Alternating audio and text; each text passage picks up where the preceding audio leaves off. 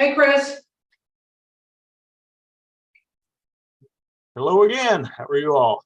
Hey, thank you for joining us this afternoon. We'll Absolutely. start right at 4. Okay, I will Thank you meet so much. till then.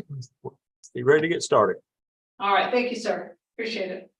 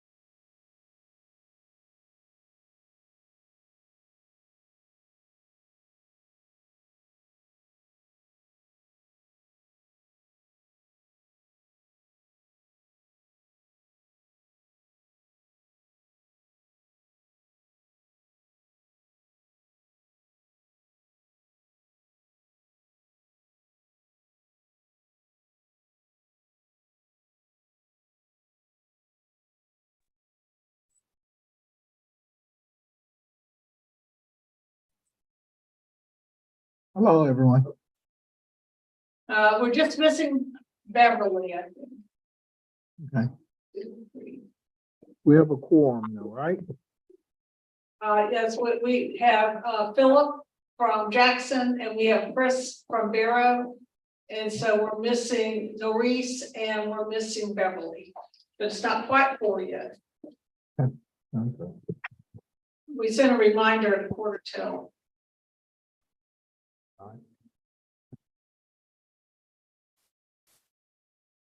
You indeed have a quorum. All right.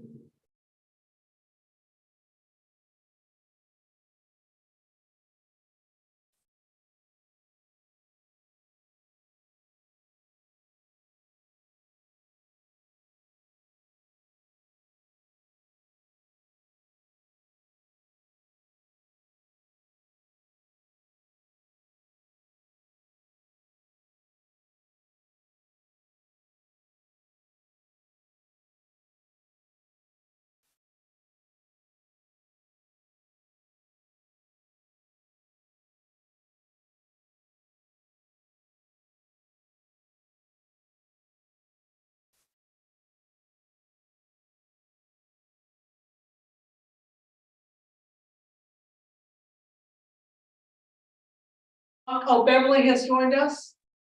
Okay. So, Good afternoon. Hello, how are you, Beth? There. okay. Robbie, you can call the meeting to order.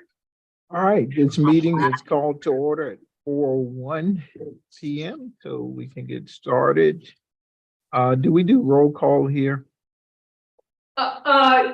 We typically don't, I just write it down, but you are most welcome to do roll call. No, I don't want to break any tradition, so we'll stick with the script.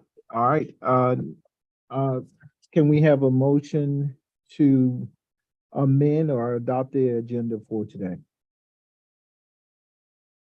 I'll make a motion. We approve the agenda as presented. Second that motion. Thank you, Ms. Levine. All right, next item on our agenda is to approve the minutes from May and June 13th. So the minutes of our previous meetings, you have attachments from the emails. Are there any corrections to the minutes? If there are no corrections to the minutes, can we get a motion to move forward? So moved. I thank you, Dr. McMichael. In a second. I'll second that. Okay, thank you, Ms. Levine. All right, Dr. Gibney Sherman, do we have any public comments? We did not. Thank you. If we do not have any other public comments, we'll move on to item 5, which is our superintendent's report, and we'll start with item A, the staff. Yes, sir. What you've got is the update with our roster. And as you know, we went through the RIF process, and so we've just about finished that. And the happy news is just about everyone who was RIF got a job back with the natural attrition, et cetera. So we've been monitoring that and we've done pretty well with that. And we did have 132 people who were involved in the RIF process. So we were able to bring back most of those folks. And so what you've got here is an updated roster, which is that many people less. And we did have some regional directors, or I should say site directors, some changes there, actually at Jackson and Clark and several other sites. And those are listed as well. So, so we're fully in place with all our leadership and all our teaching staff that is required. Okay, thank you. Any Yes. questions from the board concerning staff? If not, we'll go on to item B, students. Yes, sir. Okay, as you know, we did a major campaign to try to get as many students as possible enrolled before June 30. So they would be designated as enrolled students, and we were very successful with that. And so what you've got there is an update as of June 30 with our students. And one thing that you should know is that in particular, our virtual site has doubled in size in a year. And so we have nearly 700 students that we're serving at our virtual site, and that's to be noted. And so we have grown it, quickly, and we have staffed it accordingly. And it is a quality staff, I have to tell you, what's going on over there. But what you've got is your typical enrollment with all the different data points. And for our new board members, I want to invite you, if you have particular data points you want us to share, please let us know. Because this report actually was originated with our original board. They told us what they wanted to know, and that's why you have what you have. But we are very happy to provide more or additional points, etc. And I will tell you this, and we'll talk a little bit more about this in a few minutes. With our liaisons, as we're meeting with each set and we're having to go one by one to make sure everybody's clear on how all this is working, we're inviting them for data points that they want so they can monitor their students who are enrolled with us as program students. And one that came up, Dale, this week was dealing with progress. They wanted to make sure kids were making progress. So we're generating a report for our liaisons. But again, we invite you to do this. And Beverly, you were early on. You remember our reports, and now it's kind of grown over time, and you too, Chris. And so just keep that in mind. We're very happy to get more data points. Okay. We have the newsletter. We always try to feature our students, and Beverly, this is one of yours. And we're so proud of Trey and all that he's done. And he is a poster child for Foothills. And he is just living the life. And he's everything that we hoped would happen to a Foothills student. So thank you for allowing us to serve him. And he's doing great, and he's going to continue to do great. And we are going strong with our workforce development. And we'll talk a little bit more about that later, but he's what we're about right there. And the other newsletter is significant because we talked about we have a data team that's regionally located, as well as a curriculum team, and the work that they're doing, and that's what's featured in this next newsletter. We had to make modifications again due to our budget cut and our RIF process, but we figured out a way to continue having the data team action as well as the curriculum development, but that's what that's about. And in the course, we're still going strong and administering, and our kids are doing great, and you can see those reports. And just a final announcement, we are having our regional direct graduation August 22nd, and that will be housed in Barrow County at Bethlehem Church at 7 p.m.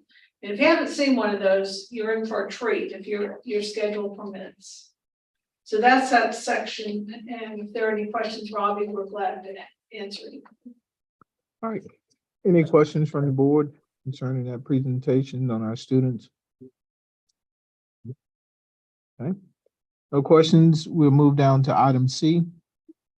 Thank you.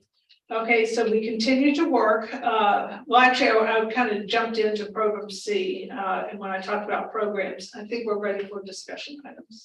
All right. If you would, as far as the governance boards, board officers, no comments on my behalf. Dr. Brown. No comments on my behalf. All right, we'll move down to you, Dr. Sherman, to item B. Yes, but I would like to make a comment. Thank you so much for your leadership and for agreeing to serve us. We will do everything we can to keep this as painless as possible. And so thank you, Robbie, for stepping forward, and thank you, Philip, for stepping forward. And if there's ever anything you need or anything we can do to facilitate this process, that's what we're here for. And so please reach out. That's what we want to do. Okay, thank you. And so I will move forward with the legislative update. As you know, we're in transition. And so we've had to do a lot of work in a short amount of time. And it's not exactly 100% smooth, but we are moving forward. And we do have, what we have in place are a couple of things. First of all, we have the bylaws that we've had since we opened. Actually, we revised them a couple of times along the way. But we are going to wait to do another revision, which is necessary, until we get guidance from the DOE. Because the House Bill 87 says they have to tell us what they want us to do as far as bylaws and the governance structure. So we're just going to hold on to this, Robbie, until we get guidance from the DOE. And they're telling us by October we should hear something. And so whenever our meeting lines up to the DOE instruction, then we'll go around and make the revisions that will be necessary.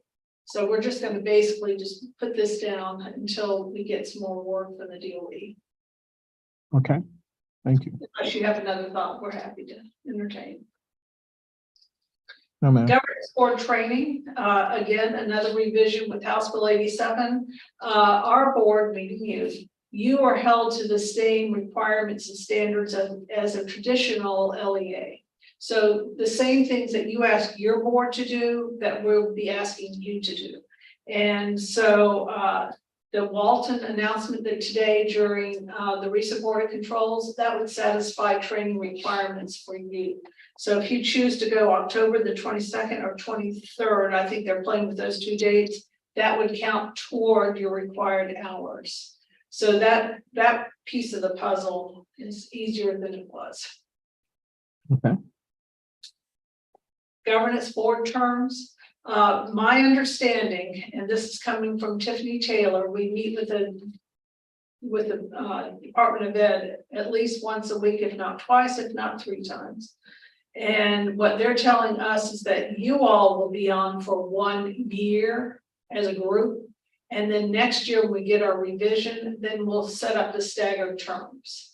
And that is what I'm being told.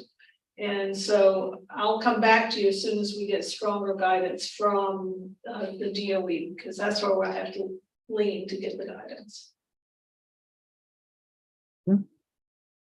Program students. Okay, I've got, Bonnie has gone through, and now that we actually have actual allocations to our school districts, and she has, and I'm going to ask her to explain this so that everyone is fully aware of what will be coming their way for the program students that we'll be serving. And this is the same conversation we've had with all of our districts, but now we have the calculations. And so I'm going to have her share that with you just so you can see. And if there's anything else that you want or anything that'll make it easier for you and your board, you know, we're very happy to make those changes. So if we could, let's let Bonnie explain what she's got and then we'll go forward. Sure. Okay, so this is just a highlight of how the timeline and the process and a few definitions of how things work. But the bottom line is we'll be using the FTE counts of the actual program students that are turned in on FTE in October and March. So we won't create the first invoice for any of our partnering sites until after Dale gives me the specifics on the program students that we've served and what categories we serve them in, et cetera. And then what we've done is we've shown you a sample of a bill based on the data that we had back in probably April-ish from the March FTE count.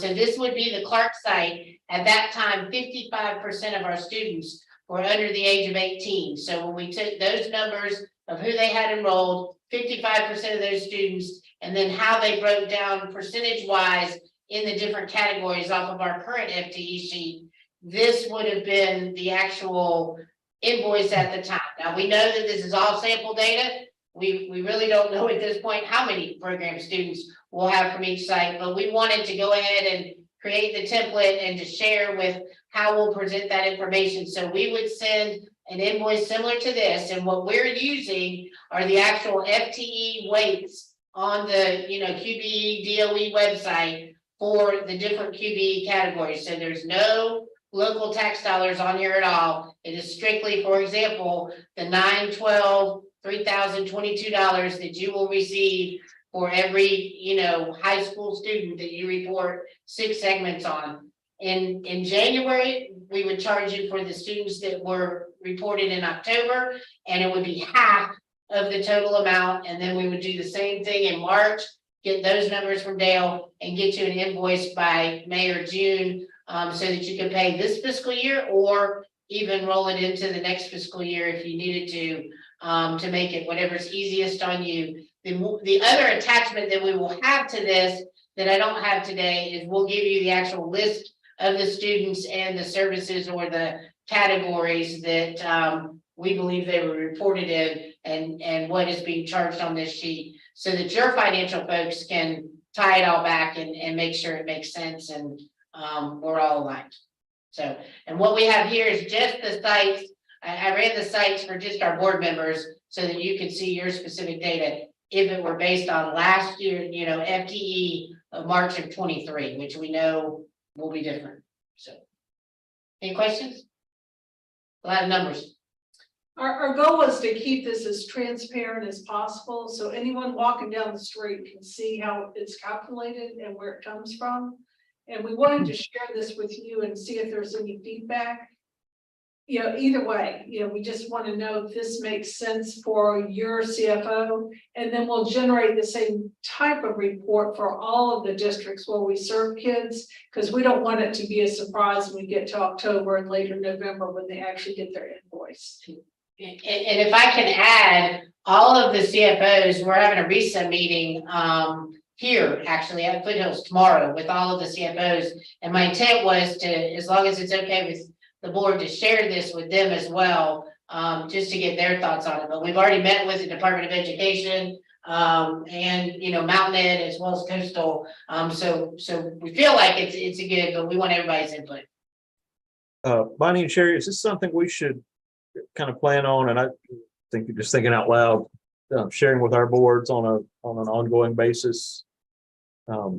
I would, you know. That's what I'm thinking. I just You want to be keep your sure that board that was in current. y'all's thought process too. Absolutely. Yeah, and fair enough, you know, they should know how this is playing out. Yeah, I'm thinking, That we have knowing my had- CFO, she's going to want to put it in our monthly or at least bi-monthly report. Just wanted to make sure that was in your. I think, and I were you, I would do exactly that. And we're very happy to come to any board meeting if necessary, anything we need to do, because we're trying to keep this as up in front and as open book as possible. Sounds good.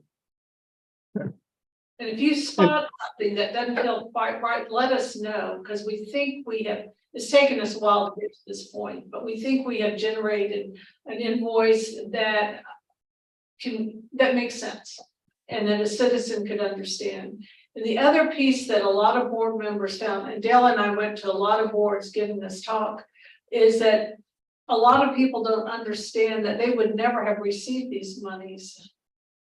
You know, because these kids would never come to their school, because these are a lot of homeschool kids and kids who had already dropped out, etc. So this, they're not losing money, you know, this is just money that's passing through. That's great. And that's just a real important concept to understand. Okay, do any of the board members have further questions concerning item 4 on B4? If not, we'll move forward to the MOU update. Thank you, Robbie. Okay, now we've been working really hard to get our MOU signed, and this is where we are right now. You know, there were changes since this morning. And just so that you know, yeah, we have two different types of MOUs. One where we have facilities like you all that are sitting on the screen.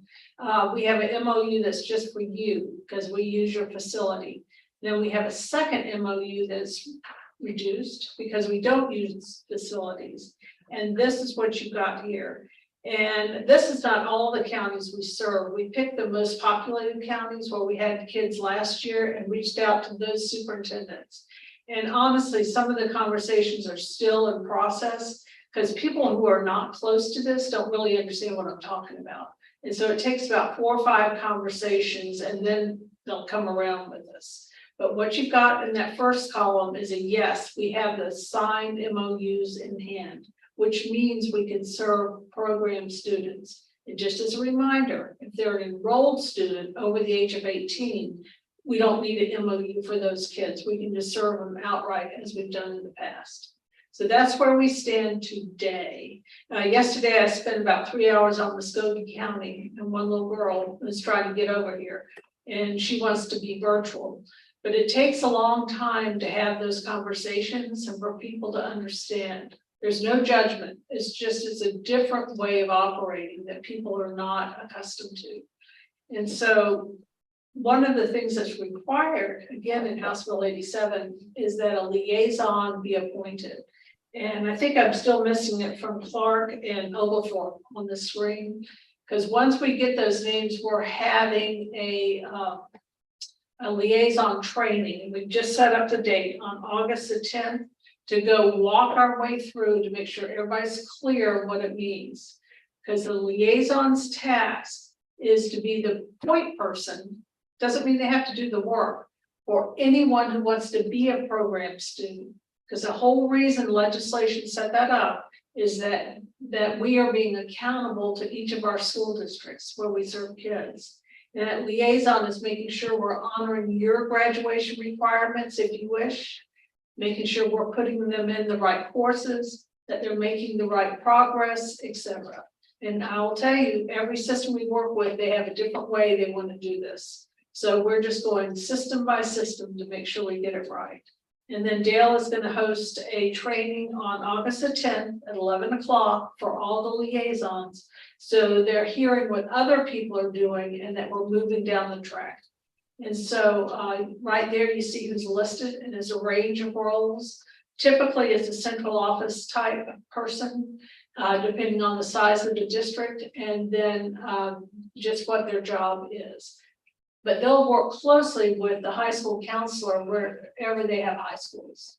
Like Philip has 2 high schools, Clark has 2, well, I guess 3 if you count the academy, and et cetera. And so they'll work, they're the ones closest to the kids. But we want to make sure these kids are in the courses that they need. The other piece is real important to know and understand and clarify to the public. If you want to meet your graduation requirements, we're very happy to do so. If your board will accept our diploma, we're very happy for that. Like Oglethorpe has the same graduation requirements that we have. And so those kids will get 2 diplomas, one from Foothills and one from Oglethorpe. And there's others. And that is certainly permissible. It's up to your board attorney to I would talk to them. But I just want to be real clear, if you have a different requirement, we are very ready to honor that and work with you on it. So the liaison is critical and important, but that they're not standing alone. They're working with the high school counselors where those kids reside. And so I want to just pause right there. We'll keep this up. And we've had a lot of these places what's pending. We've talked to them about 4 or 5 times, giving more information. This is a lot to wrap your head around. So I'll just pause right there. Dale, did I leave out anything? So you covered it. Okay, board members, is there anything that I could say or do to clarify? So, and we will get our name into you first thing tomorrow morning. That will be very helpful. Thank you.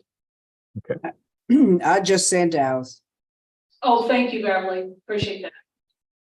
Appreciate that. Yeah, and the more that they can be together, kind of hear it and hear each other, the stronger we'll be. But we're going to get this right.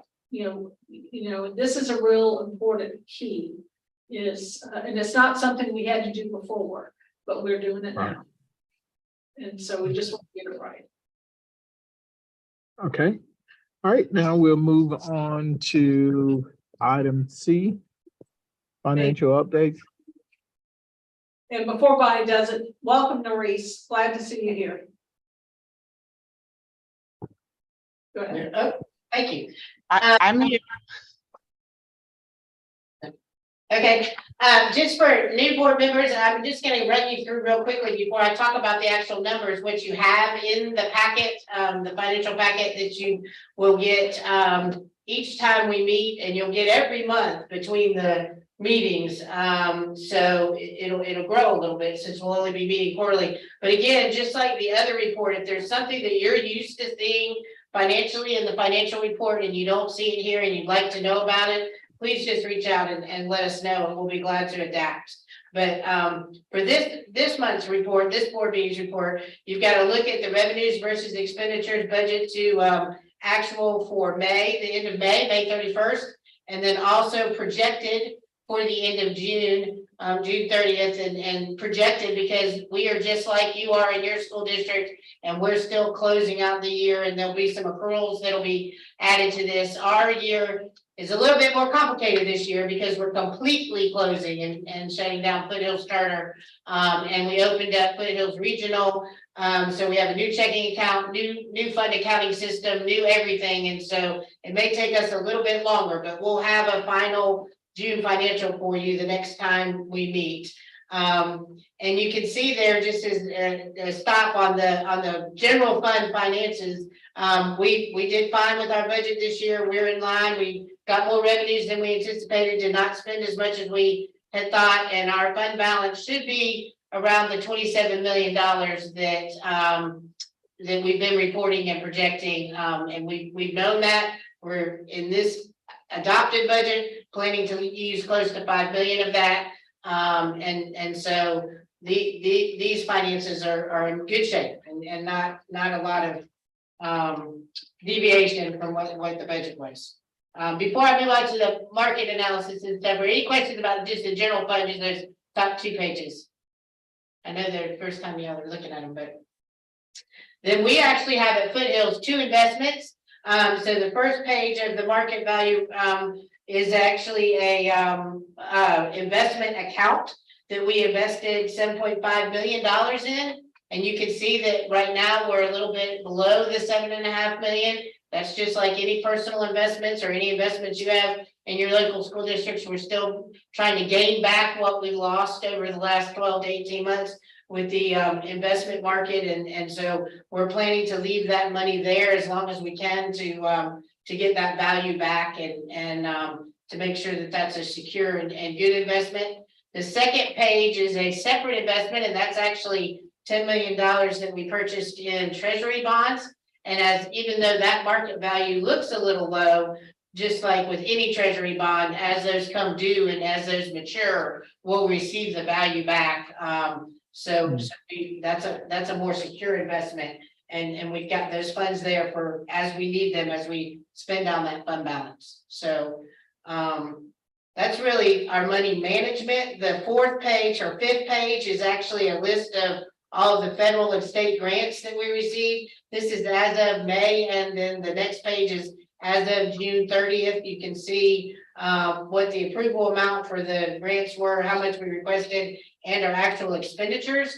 Because we are closing Foothills Charter and opening Foothills Regional, we're also closing out all of our federal grants. So many of you may run your federal grants through September 30th, which we're all allowed to do, but we're now going to put our federal grants on the same timeline as our state and local dollars. We consolidate funds, which is actually the spreadsheet that was just on the screen. So they're mixed with state and local funds already. And this will just make us more same financial timeline and easier to do business, and something that we actually worked with the DOE on to get a clean transition from Foothills Charter to Foothills Regional to close out all of those grants for the year and just start working on FY24.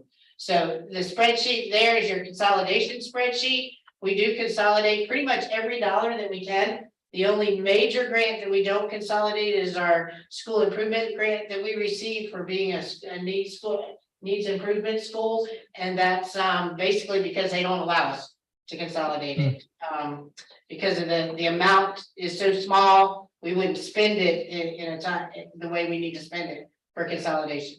Very last sheet is just a look at Heartland Financial Review. This will be the last time that you see this. We broke out Heartland and we kept track of all of their expenditures for the butts and the bib site because we thought that they would be going away eventually. With House Bill 87, as you know, they are not.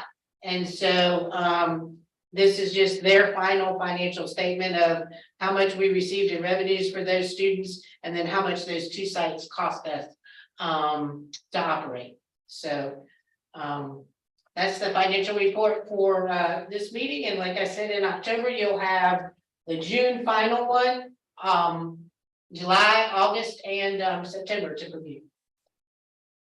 Thank you, Ms. Knight. Any questions from our board members? If there aren't any questions from our board members, we'll move to item D, unemployment update. Okay. All right, as you know, we're still going through the unemployment journey, but you know, one good thing you just see is that we had made an agreement with staff that we would reimburse them until they receive reimbursement from the Department of Labor, and slowly 2 years later, they started getting reimbursement, and then they have to pay us back, and our employees are doing a fabulous job with that. Now, I also have to give a shout out to Dan Murphy. He's been fabulous with us through this process, and we have just stayed right at it. And so we are getting right close to closing this chapter of our life. And if there are any questions about this, you can just please ask. Okay, and questions, we'll move on to item E. Yes, okay, this is just for your review, and I'll sign it after this board meeting and after you approve it, Robbie, on the action items. We have an annual contract that's unusual for school districts. This one is with the Department of Defense, and that's so that we can serve the students at the 2 youth challenge sites. And this is typical, this is what we do, and this is just with them so that we can serve those students at Fort Gordon and Fort Stewart. We have a parallel document that goes with our Department of Corrections so that we can serve those students. And this is just that document. And once you approve it, Robbie, I'll sign it and send it on. We'll have a fully executed contract. Sounds great. Any questions about item E? If not, we'll move to item F, policy revisions. Okay, all right, so Dale deals with our policies. And so Dale, if you can briefly talk about what those 3 policies are and what we're doing.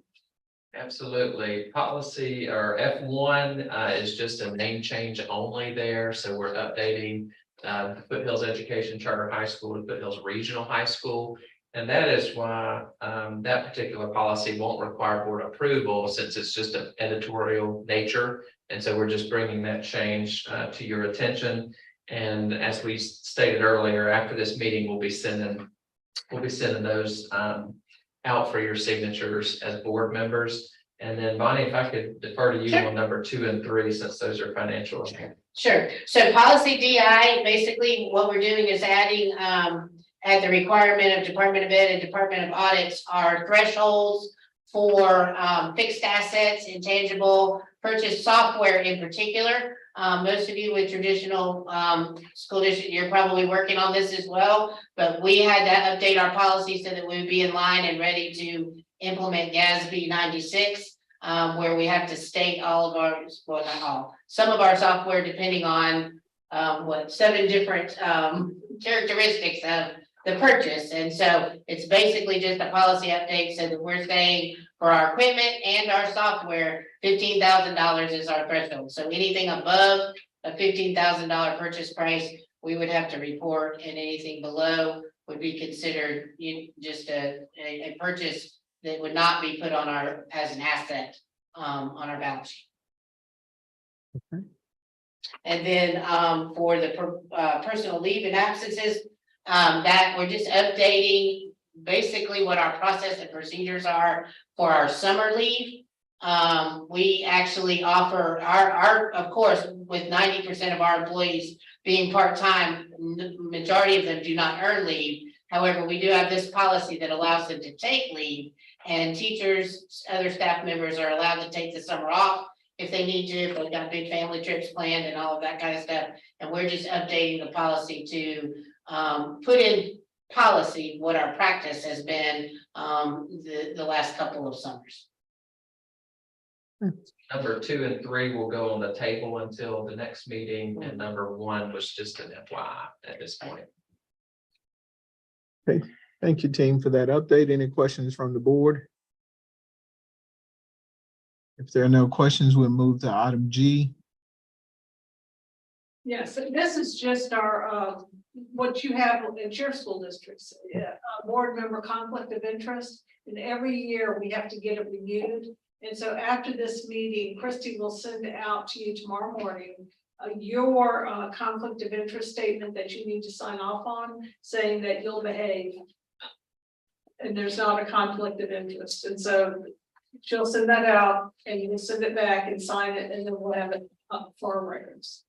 Could I add one thing to that? Just one. Okay, just one thing. On the conflict of interest policy, number 6 does apply to some of us. And so that is having a spouse that works for Foothills. And so there is a form at the end of that packet. If you would just explain that, your spouse works at such and such site, it doesn't require a custom made from scratch addendum. It's just simply going to that last page of the packet.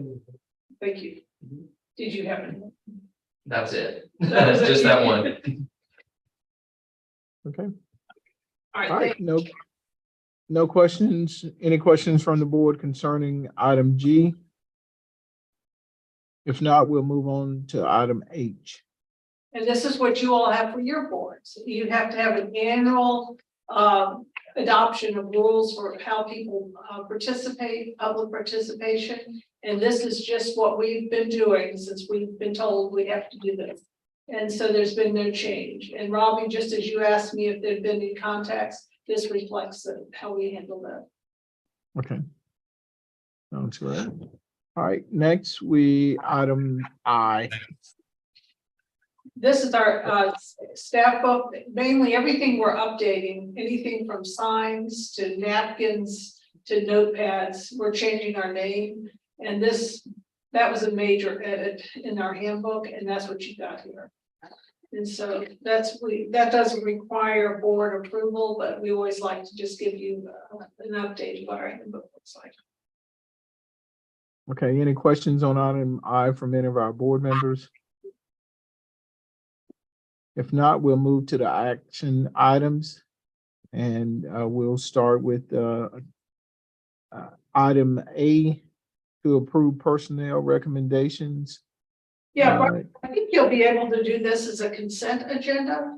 Okay, The personnel recommendations are what I spoke to earlier. And then the meeting financials is what Bonnie presented. And the transfer of assets, again, what Bonnie just presented. And you saw the contract that I'll sign. Whenever I have a contract with the Department of Defense or Department of Corrections, I bring it to you first before I sign it. So that's what you've got there. And approve the rules of conduct, of course, as an annual requirement, and the surplus of technology equipment that's attached. And so those are the action items, Robbie, and I believe those are good for a consent agenda. all right, we'll take these items as a consent agenda, so I ask for a motion.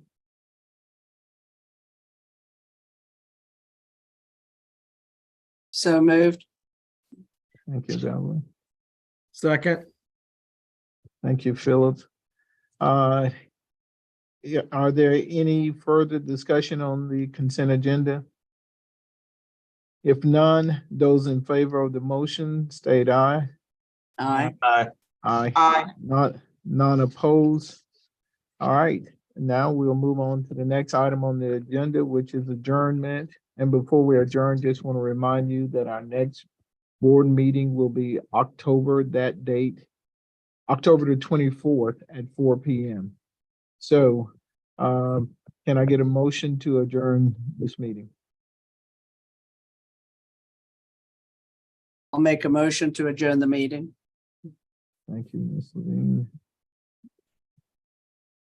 Second. All right, thank you, Mr. Leo, for the second. So this meeting is now adjourned. Appreciate you guys taking time out of your busy schedule to be with us this afternoon. All right. Thanks.